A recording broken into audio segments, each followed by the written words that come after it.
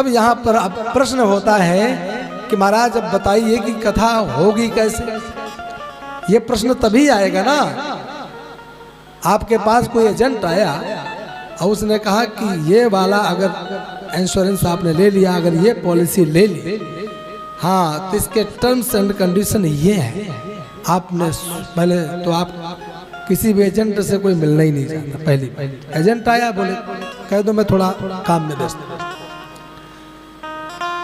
कोई भी एजेंट आ जाए, चाहे वो किसी भी इंश्योरेंस कंपनी का हो, व्यक्ति जल्दी मिलना नहीं चाहता है और उनको वही शिक्षा पढ़ाई जाती है कि तुम रूठे हुए आदमी को कैसे मनाना है। वो आज के उस विद्या में वह विद्या सिखाई जाती है। तो ऐसे रूठे हुए व्यक्ति को जो उससे मिलना ही नहीं चाहता, उसके पास वो बैठ करके लेकर कॉपी पेन ऐसा खिंचाता खुचूता है कि उसे लगता है कि अब तो सारा संसार का धन मेरे पास ही आने वाला है।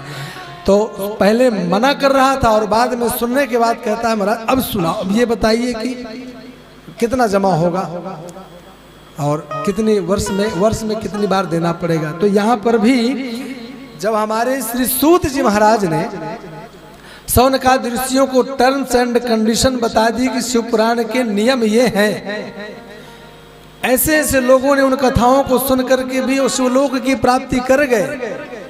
इतनी पापिनी वह चंचुला माता पार्वती की सेवा में लग गई और इतना महापापी कुकर्मी वह ब्राह्मण भगवान शिव के लोक में गया, गण बन गया। भगवान ने समीप में बैठाना शुरू कर दिया। बोले ये अजब गजब के देवता भैया, थोड़े बहुत कथा सुना करके तुरंत बोले जीवन भर के पाप ही खत्म। तो बोले जरूर सुनेगा, बताइए महाराज इस कथा की विधि क्या है।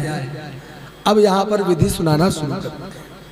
शौनक जी महाराज कहते हैं कि शिव पुराण की विधि किस प्रकार से होती है, जिससे कैसे श्रोता होने चाहिए, कैसे वक्ता होने चाहिए।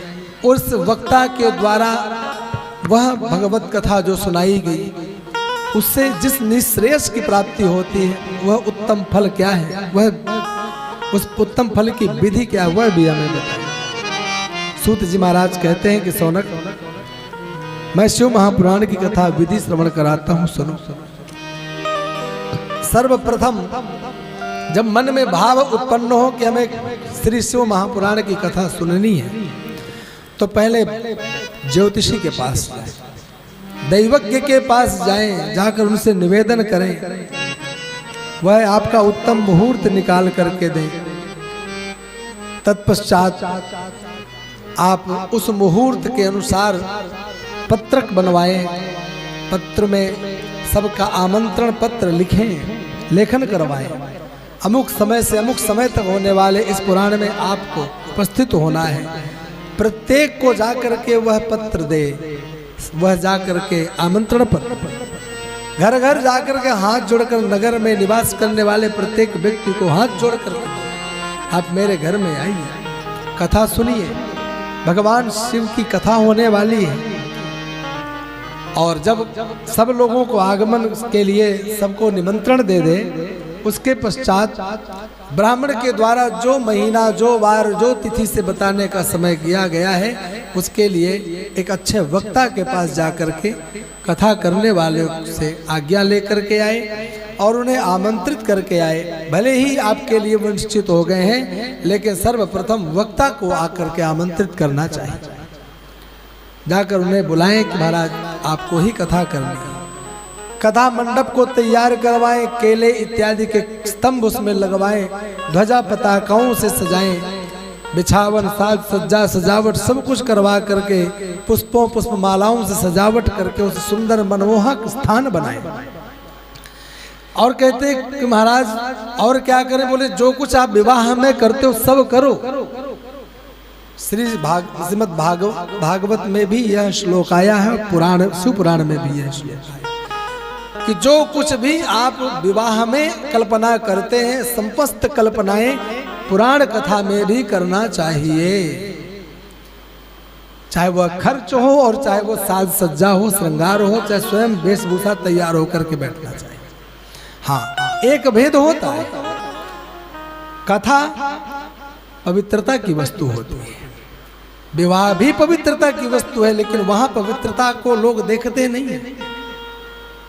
तो कहते हैं कि वैसे तो भगवत कथा भी विवाह के समान ही खर्च करने एवं समस्त साज सज्जा से युक्त होना चाहिए।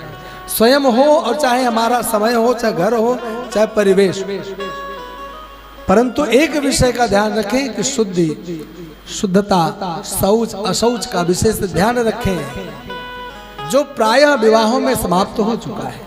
तो आज के लिए उसको कल्पना विवाह जैसी करें तो सही, लेकिन थोड़ा सा भेद रखें कि यहाँ शुद्धता का ध्यान रखें। वहाँ आप सुबह के जा करके शाम की रात की शादी है और सुबह से ही जा करके वो बैठ जाते हो, जैसे ब्यूटी पार्लर कहते हैं, सुबह से बैठ जाते हो, खाना पीना छूट जाता है, फिर रात तक वो तैयार करके देते हैं। तो वहाँ जो आपने दुनिया भर के जो साधन प्रयोग किए वो कहाँ कहाँ से बने, वहाँ इस कथा के अंदर उनका प्रयोग नहीं होना चाहिए। यहाँ शौच अशौच का विशेष ध्यान रहना चाहिए।